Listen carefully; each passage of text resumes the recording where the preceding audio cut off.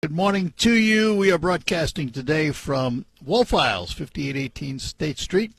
It's their big end of year sale going on, and we'll be telling you about it throughout the morning hours. Also, Terry Henney will be here with his farm show. That will happen later on this morning. But for now on the Art Lewis program, we actually have 2.5 hours of open phones. From now until just around 11:25, thereabouts. You can give us a call, chat about anything on your mind, 989-752-6111. I am curious, looking back on 2025 and then looking ahead to 2026, what kind of a year was 2025 for you? And what do you expect in 2026? As I look back on 2025, I look at it from different vantage points, different perspectives, through different eyes, if you do. I look at it personally, professionally, interpersonal relations, all those things. And so when I look at the year, I just don't look at it and say, oh, well, it's good, bad, and different. I kind of break it down. And for me, 2025 was an okay year in most categories. There were some that disappointed me, things that I could have done better for sure, things that I didn't do that I should have done. That's the personal side of it. On the professional side of it, it's been a pretty good year. Broadcasting has been very good to me, and I certainly can't complain the way I'm treated with my employer. We have a new employer, if you will. We have a new company that owns our cluster of radio stations in Saginaw called Connoisseur Media. And as it turned out, this is one of the real positives of the year for us, because, and for you too in a way, because Connoisseur Media really believes in their local markets and serving their local communities and live talent and all of that. Owned by a broadcaster who has many, many years of experience in ownership and has great reputation. So we, from that standpoint, professionally, 2025 was a very good year for me and for our company. We have great local management in our general manager, and, nothing is, let's be honest, nothing is perfect. There can always be improvements in everything you do and everyone you deal with, but you have to look at it as, what overall is happening. And overall, it was a pretty good professional year for me. It was not a bad personal year for me. I mean, as I said earlier, there are things I probably should have done better and could have done. There are things I should have done that I didn't do. And though we all suffer from that a little bit. I just, I take it one day at a time and look to improve. I mean, that's been my life since I can remember. I've always wanted to do the next thing better than I did the last thing. Always wanted to learn how to do things better. And that's not only professionally, but privately, and interpersonal relations, folks I deal with on a professional level, on a personal level. It's, it's time, this time of year, I do a lot of reflecting. And while I did, as I said, separate things out and I look at personal and business and all that, after I've done all of that, I say to myself, am I better off at the end of this year than I was at the beginning of this year, or at least did I not lose ground? And the answer for me was, yeah, I'm better off. There are areas that are out of my control. I mean, I can't control what it costs me to go to a grocery store, for example. I can control it to the point of choosing where to go and what coupons to use and all of that. But overall, the price of things, I can't control. I don't have a say on that. But otherwise, I mean, I feel it was overall not a bad year for me. Now, the question is, what is 2026 going to be like?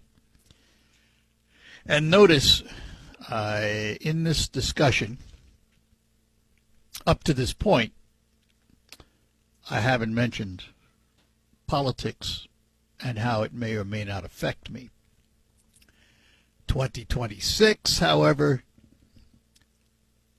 is a midterm election year, and it'll certainly have impact on me professionally, because we'll find ourselves talking about it a lot more than I really want to. But it will also create a certain amount of stagnation, because things tend not to get done during these election years, because those in office and those running for office want to maximize their voting potential, and they're afraid to upend the ship, so to speak. So I look at 2026 as being a kind of neutral year. I really do not know what the political future holds. Midterms typically are not favorable to the party in power, but we have seen a lot of unpredictability in the political world in recent years. So it's going to be interesting to watch and see how all the manipulation that's taken place with gerrymandering and redistricting in various states, how all that's going to impact it. It's going to be an interesting time. I have said, too, that in my view, the president has probably until April or May to bring pricing under control so that we see some kind of a difference. Now, he's announced drug reductions and all of that. Obviously, gasoline is down, although it went up a little bit the other day, but it's down from where it has been.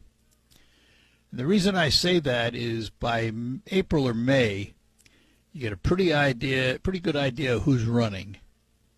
And remember that we as a society, for the most part, vote with our pocketbooks. And if our pocketbooks are out of a line, we typically blame the party in power. That's human nature. So that is why I say the president has and his party has until mid-spring to get things in shape, because it's then that we start to make decisions. Now, there are some people who do not make decisions early on. They wait till the very last minute, and they probably do it for some of the wrong reasons. There are always going to be voters who vote because they like the way his or her clothes fit them, or they vote because they like his or her hair and the way they wear it. In other words, superficial issues. And then there are those who vote for the issues and what they believe that person can do to improve their life in their district. And we're never going to change that. It's always going to be that way. There are always going to be voters who are superficial voters who vote for all the wrong reasons, but it's their privilege in this country to vote that way.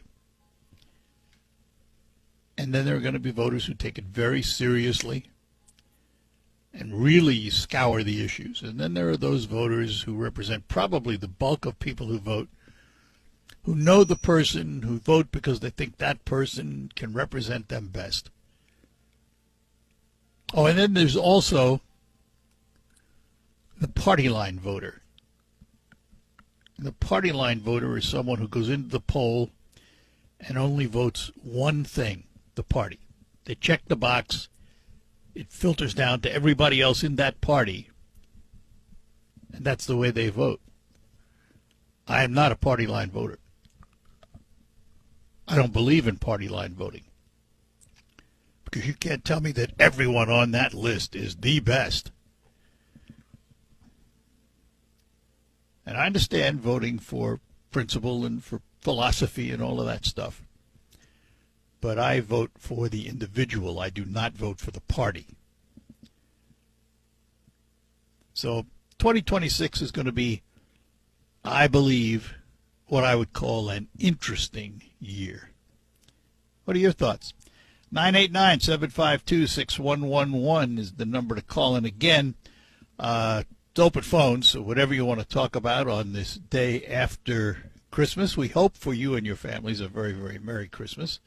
Happy holidays, happy Hanukkah to my Jewish compadres, and we hope that 2026 is a great year for you. We're going to take a break here at Wolf Files to tell you what's going on here. This is their end-of-year sale at Wolf Files. And when I say sale, I mean sale. For example, 30% off all hardware except Yeti, and Yeti is 20% off. You don't find that very often. 20% off Weber accessories. There are discounted Weber grills. Holiday lights and holiday trim, 50% off. 20% off hand and power tools. There are reduced prices on select Cub Cadet and Steel tractors. Sale prices on snowblowers by Cub Cadet, Ariens, and Honda. Year-end savings on Steel chainsaws and weed trimmers. Sale prices on Honda generators. Special pricing on Boss plows. SnowX salt spreaders, which, by the way, this would be a good day to think about those. And it goes on today until December 31st is when it ends, the last day of the year. And it's from 8 a.m. to 6 p.m. here at Wolf Files, 5818 State Street in Saginaw. Stop in today or sometime before the 31st. But obviously, the earlier you come, the better the selection. And we'll be back. Pat's Food Center in Freeland has a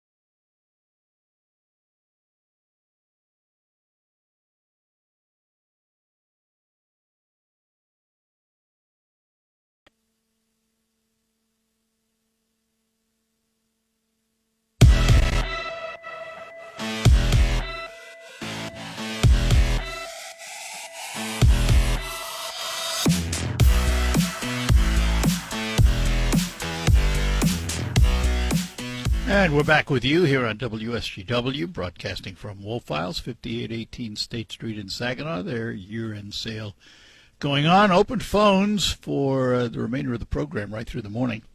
And just a reminder, Terry Henney will be here with his farm show, too, later on. We talked about my views of 2025 and 2026. It was news-wise, I would almost call it a chaotic year. Not a very good year in many ways. Other ways it was better. I mean, things are improving in some areas, but on the world front, boy, there's a lot of chaos. And there's also not just the world front, but the American front, too. I mean, within the country, there's been political chaos and a lot of violence that just you shake your head at. And I really don't have any notion as to whether that is going to change in 2026. I would hope so, but I don't think so. I think, to be very honest, like him or not, and I'm not getting into that, but the way the president governs, he has a certain affinity for chaos. I think it helps him, and he does function in that world.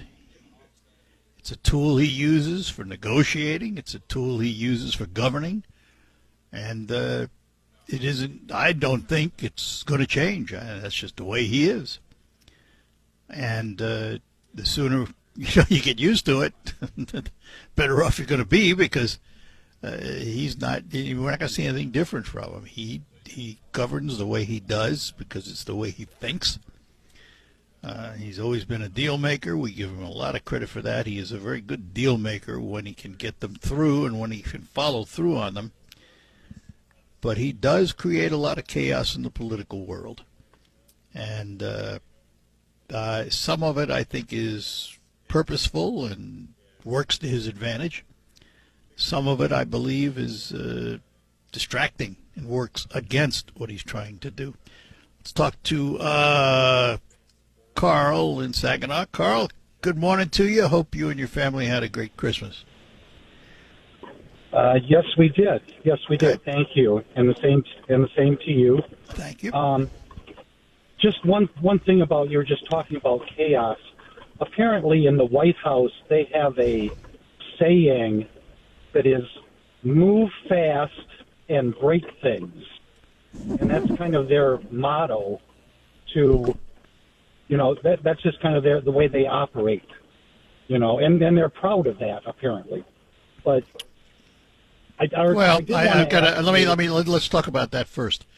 Okay.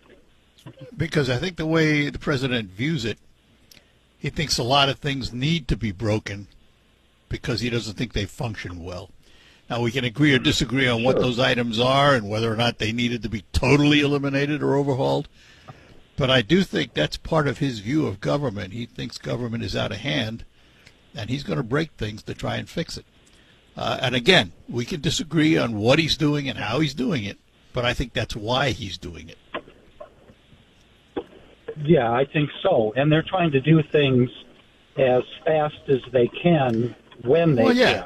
Well, they only have so many years, Yes. So, yeah, they're moving fast, and there's a certain amount of chaos to it that kind of comes through. A hell of a lot. Excuse the English, but that's the way I feel about it. Yeah. Right before Christmas, a couple days before, excuse me, you had a couple callers call in about the VA hospital in Saginaw. Yes. And the people were very happy with, it seemed, very happy with the experiences, the staff there. And they were. I'd like three or four callers in a row just saying, they wanted to thank everybody at the VA for, how well they were treated and everything. And the point I wanted to make was that is a form of government health care. And I think it's an example of government health care that can be done right. Really? So, well, let me take you back a few years when that wasn't exactly the news of the VA, was it? No, it was not. So I don't know if that was in Saginaw. Well, but Saginaw. Places, if Saginaw's doing it right and others aren't, what does that say about it as health care? Depends where you live, how good you get treated. Is that the way it should be? What? No, of course not. But no, that's what it was. But I think it's an example of how things can be done. That it's well, sure, but they've always been that way, that they can be done. So you have to ask yourself, if they can be done that way, why weren't the hospitals in Arizona and other places that made the news, why weren't they doing it that way then? If it's the right way to do it and it's a good thing and it's government, why isn't it uniform? I don't know. Well, but But you I have do to ask know yourself that. Okay, but I do know that most of the people on Medicare like Medicare and are happy with Medicare. I am one of those, And that's and I another- readily admit it. I've talked about it before. Yes, and that's another form of government health care. But Art, before we get off, I did want to ask you, what are the roads like right now? What are the roads like today? Not bad. When The you roads drove in? coming in. Here's the road situation, right? Earlier this morning, before sunlight, the roads were very slippery. There were tons of accidents on 75, 675. The Milwaukee Bridge was closed. May still be, I'm not sure. And that's because the treatments hadn't all been put out yet. They've been working overnight doing it. By the time I got up this morning and went out, and I left the house about 7 o'clock this morning, the first thing I had to do was put some ice melter down on my cement porch and steps. After that, I had to defrost the car a little bit. But when I got down to the streets, my road, River Road, and State Street, which I traveled this morning, had been treated and were not slippery. But having said that, the parking lots had not been treated yet. So coming into the parking lots in various locations, you had to use extra caution because they were a bit icy. And make sure you're watching your step to make sure you're not going to slip on black ice or something like that. But for the most part, the roads were not in bad condition, the ones I traveled. Now, let's understand that's probably not true of a lot of the side streets and the neighborhoods and things of that nature, because I was on main roads, and I saw the trucks out spreading salt. And when I got here this morning to Wofiles, Scott Wofile was out spreading salt. So it was not bad for me this morning, but there were certainly pockets where there was a lot of problems earlier this morning. Well, it looks like that outside. Yeah, when I took the dog out, I had to walk on the grass. I couldn't walk on the sidewalk or the driveway or anything. It was just slick. Yeah, So, yeah. Driveway, okay. sidewalks, absolutely. Yes. Okay. All right. Thank you. All right, take care. Bye-bye now. 989-752-6111. Z-Bridge still closed, I'm told. Many accidents still being reported, especially on the secondary and side roads. Let me take a moment to talk about the tires you're driving on, because they can have an impact in this kind of weather. And you really should think about winter tires. We're in the middle of it now, and winter tires make a difference. And you can get them at Quick Lane Freeland because they sell all their tires, first of all, at just $5 over cost. Doesn't matter winter, all year, season, whatever it is. $5 over cost is what they sell their tires for. I've asked John from Quick Lane Freeland to explain the difference between winter tires and your all-season tires. Hello, Art. Yes, winter tires are made with a pliable rubber compound that includes silica to stay flexible and maintain grip in freezing temperatures, unlike harder all-season tires which stiffen and lose traction in the cold.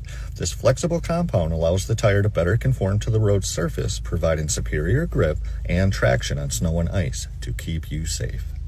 Thanks, John. Stop into Quick Lane Freeland, have them check your tires, have them check your cooling system while you're there, and walk over to the McDonald Ford lot and look at all the new Ford cars waiting for you, cars and trucks, and, of course, their pre-owned selection, too. It's all waiting for you. McDonald Ford and Quick Lane Freeland, they hope you had a very, very Merry Christmas and Happy Holiday season. Looking forward to the new year and serving all of your automotive needs. Peppermint Twist is your sweet. To Gene in Saginaw Township. Good morning to you, Gene. Good morning, Art. A belated Merry Christmas and a very happy and blessed New Year to you. Well, same to you, and I got to tell you, Gene, I have to tell you that on the top of my to-do list this week, it says in bold letters, visit Gene and Yoko. So we're going to stop in and say hi. Oh, I appreciate that. And we may be bringing a mutual friend with us, so we'll let you know. Okay, that's a surprise, eh? Yeah, why not? Today, So- I got up thinking that we used to have a president, John F. Kennedy, who told us, do not ask what your country can do for you, ask what you can do for your country. Amen. One of the greatest lines ever delivered.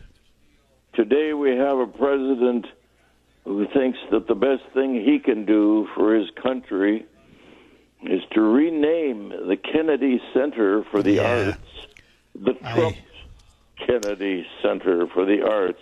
Yeah. To put his name first, a man who has never done anything to promote the arts in this country. To me, it is truly pathetic. He can do nothing but think of himself, and I really have to think that in many ways he is a mentally ill egotist. And, Well, he's certainly an egotist, a narcissist, egotist. Give it all the words you want. And my friend, I am not going to disagree with you. I was saddened to hear that. Now we have a new Trump class of ship. We have a Trump this, a Trump that, and you know how I feel about him. I do not like the man, and never have. I thought his policies, some of them are good for the country, and that's why I voted the way I voted most of the time. But in terms of his personal behavior, I do not now and never have had a lot of use for it. And, putting his name on things like the Kennedy Center and all of that, I am dead set against. Dead set against it. Yeah. But, and what's going to happen, in my view, what's going to happen is eventually when the party in the White House changes, and who knows when that'll be, but when that happens, I think whoever is elected from the Democratic side is going to strip all of those. They're going to come along and reverse it all. And that's the way politics is played today, unfortunately, for better or worse. But I do not disagree that he is a disappointment from that standpoint, that somehow it's all about him in many ways, and that's too bad. And I know there are a lot of my conservative friends who think he can do no wrong and say no wrong. I'm not one of those. I will call it as I see it, and I'm not going to disagree with you on that one. Yeah. Well, anyway, But Happy New Year, and same we'll hope to you. for the best. Yeah, for this absolutely. year. I mean, the way I look at it, and this is true for Trump, it was true for Biden, it was true for Obama, it was true for Bush. Didn't matter to me who was in office. I never, ever hope that a president fails. Because if a president fails, we all fail. So I'd never, ever hope that a president fails. Even those that I disagree with, I want to see them succeed, because if they succeed, we succeed. Right. So that's the way it goes. That's the good American attitude. Thank you, Erd. All right, Gene. We'll see you this week. Okay, thank you. Take care, Bye-bye. my friend. Bye-bye now. Quick break. We'll come back, and we'll get to Dave in Bay City when we return. This is the half-off sale.